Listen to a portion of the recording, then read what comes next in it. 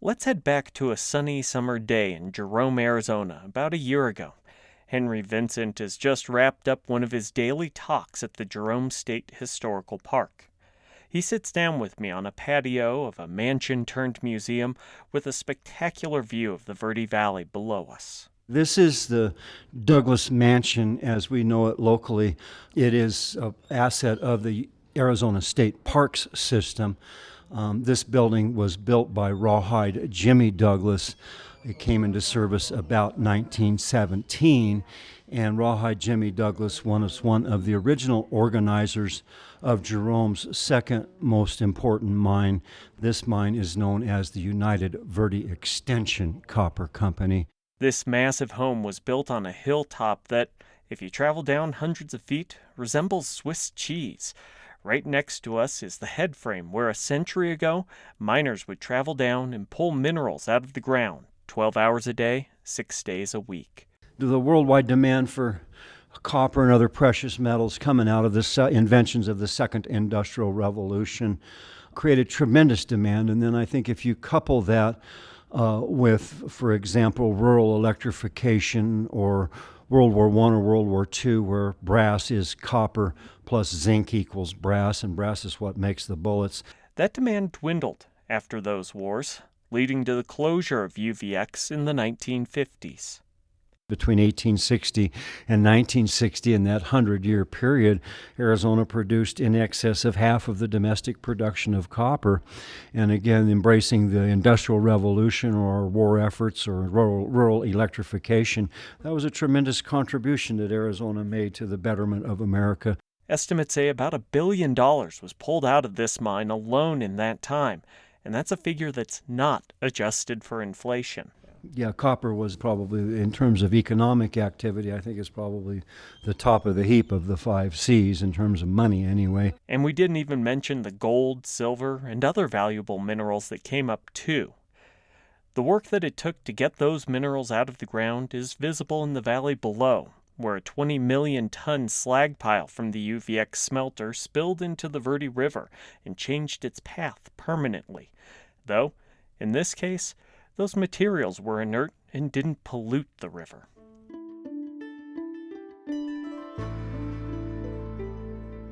The story of Jerome and the Verde River are not singular to Arizona.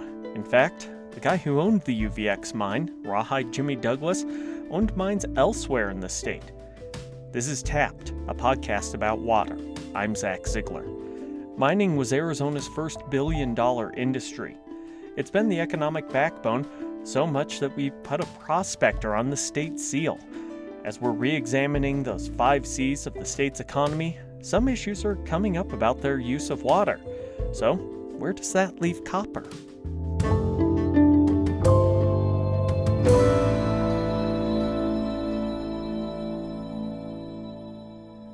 Joining me again this week is AZPM environmental reporter Katya Mendoza. Welcome, Katya. Hi, Zach. Thanks for hosting me. Again. Well, when we were talking about season 2 of this podcast, let's just say that it was no surprise when you became the second most common voice on it besides me, and I'm glad you're here. So, Katya, through the magic of archival tape, I got to start the show in one of my favorite places, the Verde Valley in Jerome. Those towns were a part of the mining heyday in Arizona, but that history goes back well before Arizona was even a state, to like the Spaniards who came here looking for a city of gold, right? Well, I mean, mining started with Native Americans who mined clay and turquoise. Okay, now I feel like a Eurocentric jerk. Well, Zach, there's no need to feel like that. We're here to unearth all the hidden gems of Arizona's mining history, including those that may have been overlooked. But yes, you're correct. In the 1500s, the Spanish came and started mining silver, and in the 1860s is when we started seeing mining production on a much larger scale. By the late 17th century, extensive mining was happening in the mountains bordering the Santa Cruz River and its tributary, Sonoyta Creek. We see things like the Homestead Act, which brought more people to Arizona, and about 25% were prospecting. That's something we actually talked about in episode 1 of this season with gold panning in the Hassayampa River. Around this time of westward expansion is when we encounter the mining law of 1872, which gave people the right to stake their claims, and this marked the beginning of the copper industry's expansion, a legacy that endures to this day. Like you mentioned in the introduction, Arizona was the copper mining capital of the world in the early 20th century.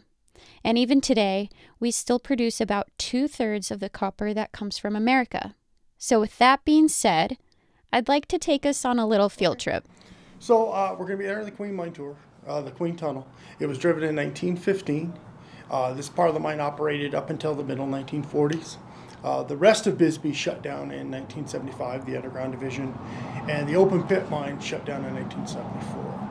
Okay. The mine tour here was developed for economic growth after the mine shut down, and we took over immediately after that. That's Doug Graham, the Queen Mine Tour manager. His family has deep roots in Bisbee and mining. Ah, the Copper Queen. I obviously have a thing for old mining towns, and I'm jealous you got to head to Bisbee for this.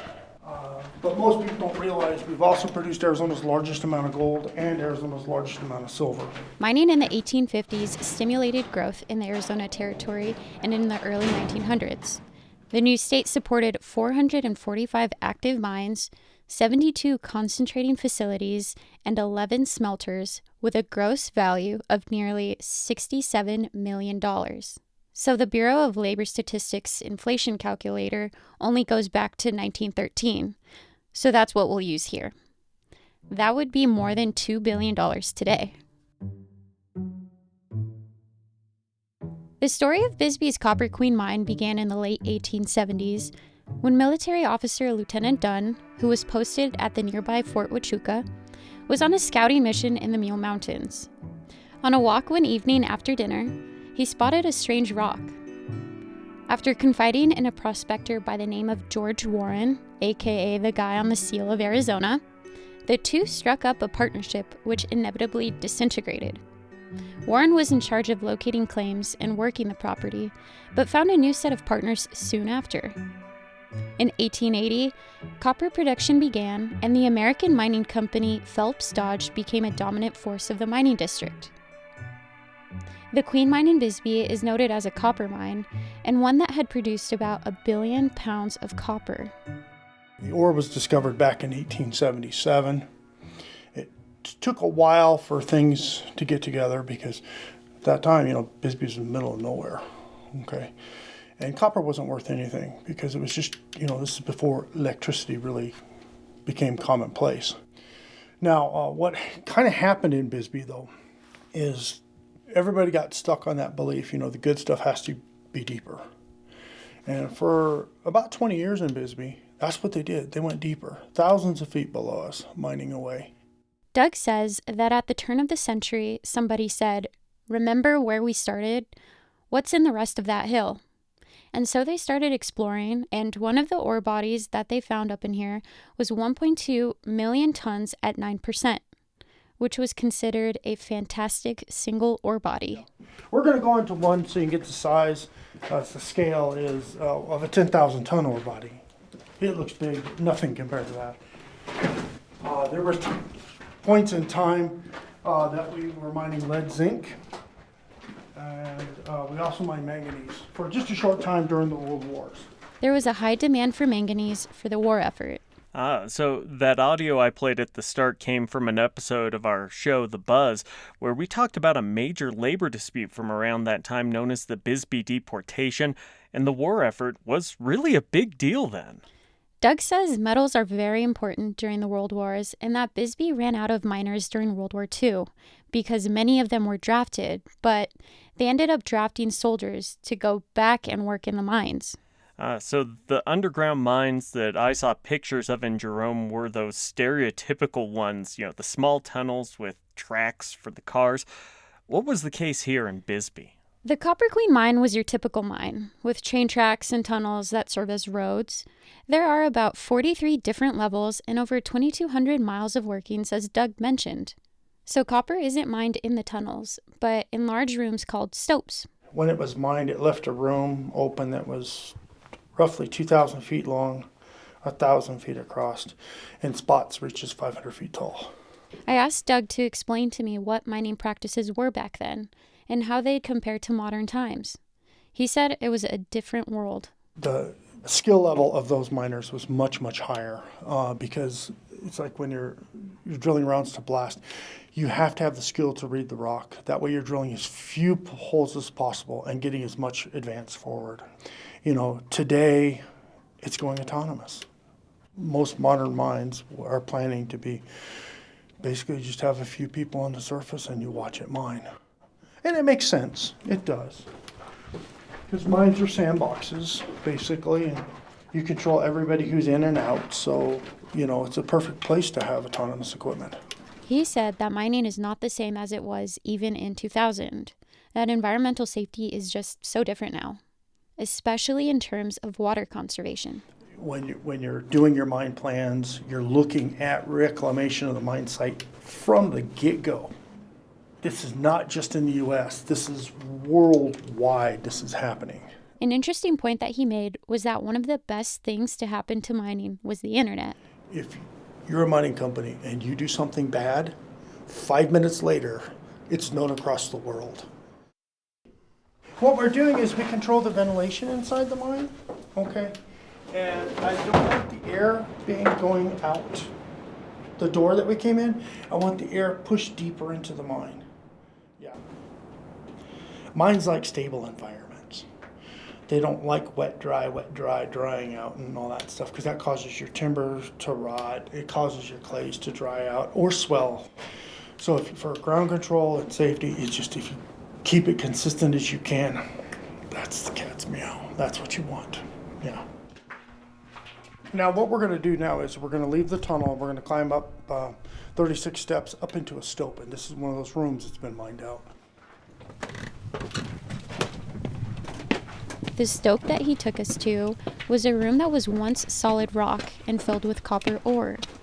You can see brownish rocks and green malachite, which is where you get the copper from, and other copper minerals like cuprite. Doug said that pure copper isn't really preferable because it's more difficult to process. I know it sounds counterintuitive, but no, if you've ever played with it, it's not a lot of fun. Because you can't drill it, you can't blast it, you can't crush it. It's just all canned on that. In this particular spot, we're looking at about a 1/4 ounce per ton. I know it doesn't sound like a lot, but it is. Because a ton of rock's not that much in here. So a ton's about 3/4 of a yard at most. Well, there's your reminder that rocks are heavy. So how did they decide where to blast? I'm assuming there's not just a big shiny spot of copper or gold or anything sitting like that in the wall. So if you see a circular pattern, that's where you would want to blast, because you see the ore going in that direction. The ore body looked like in a regular shape, kind of like a state on a map. Doug said that the ground is kind of sketchy when you're mining inside the ore in Bisbee. So when you break into the waste, you're a lot better because you're in the solid limestone.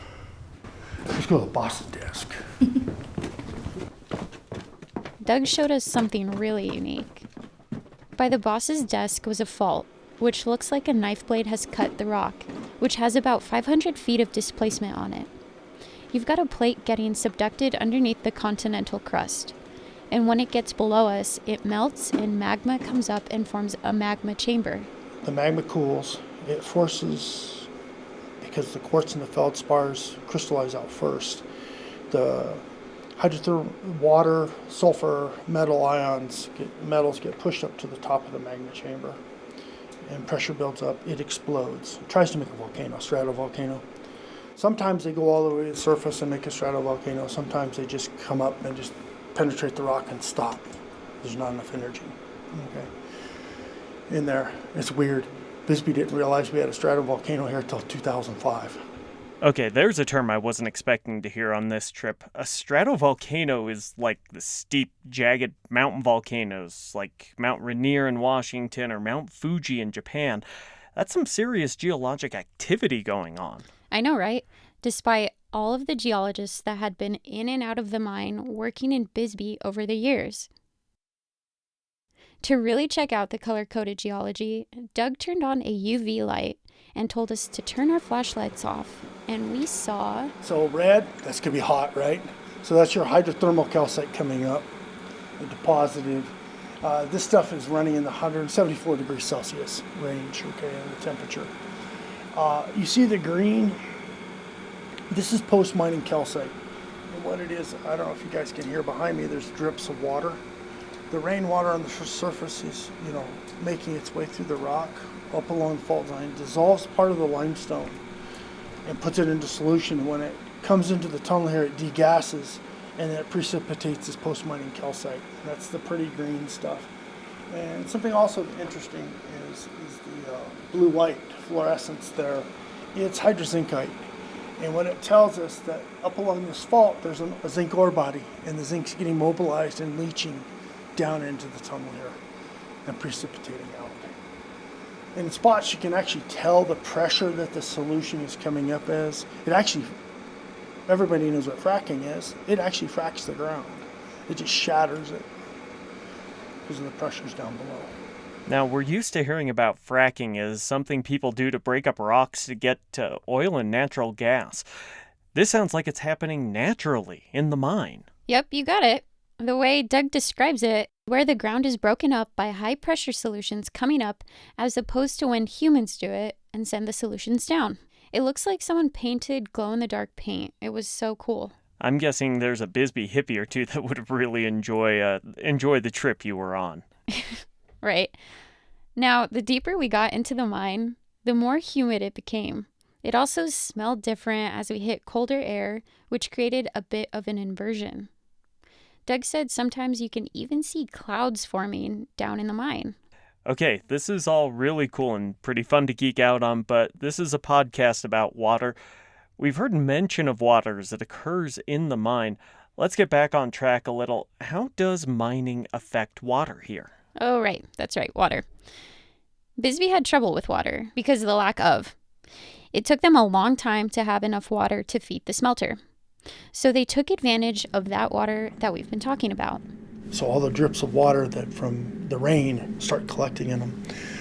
Bisbee did something cool, okay, with their watering systems, how they handled it.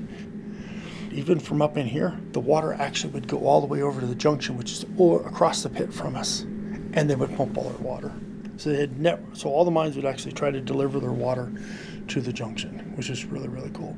They're pumping about 7,000 gallons a minute towards the end, on that. Now up in here, you'll get little perched water tables. That's where you have an impermeable rock layer, and it just kind of holds a little bit of it because it can't seep through. But generally, it's only knee-deep, maybe waist-deep water, and just small areas, because of that lack of water. In the den, they did try, they were searching for it so they could run their mills and stuff. They broke into it, and they knew that they were going to hit the water. So they put a big air door or a water door in, big steel things. Wow, so even back then, they saw that water was a rare resource and collected it from inside the mine to transport it back to the surface? Basically, yeah. So companies back then must have realized that they needed a lot of water to mine. How about today? Oh, they use far less now. Doug said that even when he was a kid, he'd see water running down the creek from dumping. Now that is just not done anymore because people realize how valuable water is. We do not waste water, okay? So you're recycling it, okay, constantly. And because of the laws, if you discharge it, it has to be super, super clean, okay? You just can't. It's not the good old days. We're not talking 1950s. You just get rid of it. So the water usage for the side of the operation is much less than it used to be. I got the chance to talk with Brad Ross, co-director of the Geotechnical Center of Excellence in the Lowell Institute for Mineral Resources at the U of A, about environmentally sustainable mining practices of today. With new technology comes more sustainable practices and methods, which Brad says is looked at in a lot of different ways. There's the environmental side, the community side, and safety is a part of that. If you're going to mine in a place and start mining, well, you want to make the most out of it because the more you can get out of one place, the fewer places you have to actually mine. And so finding ways that we're efficient, effective, and we recover as much as that we can from any place that we're at, those are all sustainability issues, and technology helps us do that. Brad says that mining doesn't just happen because you want to mine. Instead, it happens because we need it. And so if we're going to supply the expanding demand for minerals, we have to find ways to do it better, not only with the technology, but with our methods and our policies and the way that we work. Now, according to the U of A's Geological Survey page, each American uses more than 45,000 pounds of newly mined minerals annually. I mean, I just think about all the electronics that go into my life. The gold and the copper that are in the microphone in front of me right now, the rare earth minerals that go into my laptop, monitors, speakers, my phone.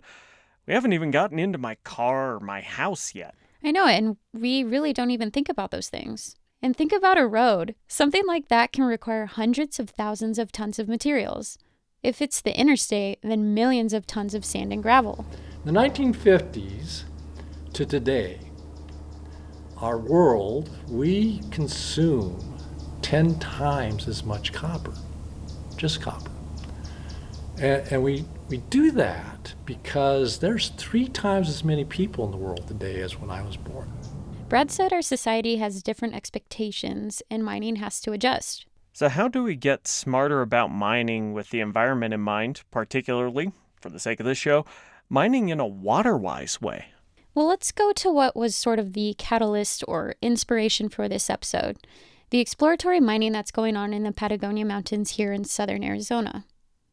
In the Patagonias, the global metals and mining company South 32 acquired a spot that's called a historic mining site, the Hermosa Critical Minerals Project. Studies have identified the minerals as critical, and the project has been designated as a Fast 41 permitting process, which speeds up the federal review. It's been touted as the first of its kind, so to speak. So what minerals are in the area that's making this be dubbed critical? So their whole thing is their focus on the development of certain domestically sourced materials. In this case, zinc and manganese. Manganese is used in iron making, steel making, and the basic structures in our cars. Together, zinc and manganese can change the properties of an entire car. Think electric vehicle batteries, solar power, and cell phones. You know, we don't really think about how much we depend on these raw materials, but to put it into context, our cell phones can have up to 20 different types of minerals. Yeah, rare earth minerals are always a topic of discussion when it comes to China and trade. What makes the Hermosa mine so unique is that it has been designed with minimal surface disturbance as well as a net zero mining operation. It's also the first dry stack tailings facility in the continental United States. Okay, jargon alert. Let's hit some of those terms you just used for us uninitiated folks, for those who haven't been following mining quite a bit lately. Right, you got it. Mining can be pretty confusing to the layperson. I feel like I've been working on an intro to mining course these past few months. But the best way I can describe it is that they're trying to use as little water as possible and also disturb the surface as little as possible. These sound like amazing promises, but... There's always a but. Yes, there really is. There's a huge movement of anti-mining in the Patagonia Mountains, and with valid reason for concern. The area is home to over 100 federally threatened, endangered, and sensitive species in the area. So the smaller footprint idea seems like it could help with that. Yeah, compared to a larger surface mine operation, which mines everything in an area. Underground mines focus strictly on a vein or different type of ore body. By using underground mining methods, you can be more specific and target a smaller area, but you have to have a much richer deposit. Geology and nature made it that way. Versus a lot of the underground deposits, a lot of the ore is confined and it's much richer but a much smaller area. So you can mine it so that you can direct it directly to those areas. And so you have less footprint in those cases when you can do that. So we heard about a lack of water in Bisbee earlier and how that affected mining. We're not too far from there with this mine, so I'm guessing that the problem hasn't gone away. In the case for dry stack tailings, once you've mined copper from an ore body, the material you are left with is tailings. It's very small and wet because water is typically used to grind things up. So one of the technologies out there is to actually remove that water because it's that water that's intermixed in there that kind of makes it like jello. And if you can remove that, then you can have what's called dry stack tailings. And so now it's more like piling up dry material, and you can actually compact it. It gets harder. You don't worry about it as far as failing and things like that. You can reclaim it easier. Brad said that there's actually another case of a dry stack tailings facility in the United States, in Alaska, that does smaller scale tailings in an underground mine as well. So we've heard about how they're trying to save water in this process, but where do they get the water from? So the state allows mining companies to drill and take groundwater for their operations. Brad says that there's a lot of effort to reduce the amount of water that's being used. Most mining companies are considered zero discharge as far as water, which means they bring in water for processing or even rainwater that lands on their property. Companies keep reusing the water, possibly up to 10 or 20 times. There's an expression in a lot of mining companies that, we're going to wear the water out because we use it so many times. And so that's one of the things that's different now. Over 70 years ago, companies used to pump water from a river or whatever was nearby, put it through the processing system, grind up the material, move as much water as they could, and let it go down the stream. That does not fly nowadays. There are laws in place to ensure the treatment of water. The Clean Water Act from the 1970s comes into play here, which requires permits. Just like we heard about last week with housing in the San Pedro River. A second approach is trying to utilize as much surface water as possible, which would require obtaining water rights. This can get a little more tricky because in certain areas of the state, there aren't many actively flowing rivers. Arizona has some really good water laws because water is really important to this state. This makes it possible for mining companies to work with irrigation districts who pump a lot of water, or purchase Colorado River water from the Central Arizona Project. And if you work with an irrigation district that would normally be pumping groundwater, you can have them use your water that you bought from CAP, and the water that they didn't pump now belongs to whoever bought that Colorado River water. But overall, mining is a small water user. In Arizona, there's 3 primary water users: agriculture, our cities, and industry. Yeah, we heard a couple of episodes ago that about 3/4 of our water use is agriculture. And about 20% is based on municipal uses. And every year it changes. Manufacturing and industry uses about 10%. And mining uses about 5%, half of the industrial use. A concern that is consistently brought up on behalf of conservation groups is the amount of treated water that is being discharged. If a company is discharging water, it has to meet Arizona water standards and EPA water standards. Also, once a company has mined what they wanted out of an area, it is their responsibility to reclaim the site and try and make everything as close to the natural state as possible. But water contamination is always a concern. I remember being surprised when I learned that the slag pile from the mine in Jerome was not leaching anything into the Verde River, and that came from an environmentalist who focused on restoring the river for decades. And it can be quite a bit. The South 32 Mining Company has obtained permits from state regulators to discharge up to 6.4 million gallons of treated water per day into the Harshaw Creek.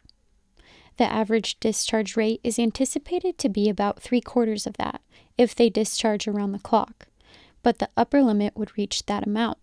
In terms of the Hermosa mine, just last week, a Maricopa County Superior Court ruled in favor of South 32, reaffirming the aquifer protection permit issued by the state in 2018. The Patagonia Area Resource Alliance appealed the permit to the Superior Court, citing environmental concerns, but the court has now rejected that appeal, allowing the Hermosa project to move forward. So, just like last week, it sounds like there's a battle here that will play out in the courts. Exactly. Well, let's just hope that this is not another case of us hitting publish on an episode and something big happening in the story soon thereafter. Katya, thanks for taking us into the world of mining and water use. No problem. Thanks again for having me. I have a feeling that I'll be back sooner rather than later. Tapped is a production of AZPM News. This episode was mixed by me, Zach Ziegler. Our editor is our news director, Christopher Conover. Our theme music is by Michael Greenwald. Visit our website in the podcast section of azpm.org for pictures, links, and more. Thanks for listening.